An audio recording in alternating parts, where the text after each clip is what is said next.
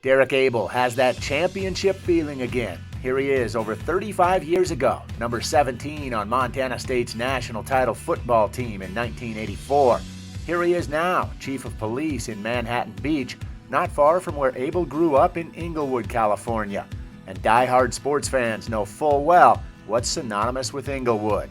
Showtime Lakers basketball of the 1980s.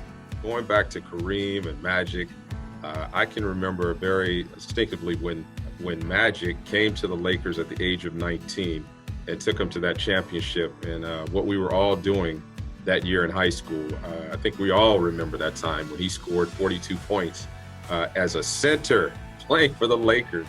Abell, who at one point thought about becoming a sportscaster, said he took a job after college with the LA Times, thinking that might be his first step. Instead, it sparked his interest in law enforcement. He's pulled duty on the SWAT team and was a young officer who worked the civil unrest of the 1980s LA riots.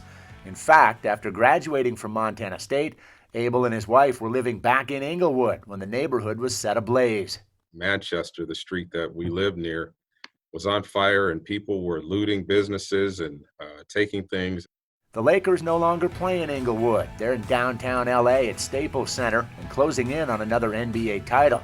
And that brings Abell back to his glory years of living only a bike ride away from the Great Western Forum, where Showtime attracted a who's who of A-list celebs. Did you sneak in or get into the Forum to see some of those games when you were a kid? It's funny you say that. I used to ride my bike down Forum Way, my 10-speed that I used to go to and from football practice two-a-days. Standing by Forum Way, the doors, the entrance to the downstairs where all the superstars and all the movie stars went is where you would hang out as a kid, waiting just for one Laker to show up and maybe get a chance to have an autograph or at least see them.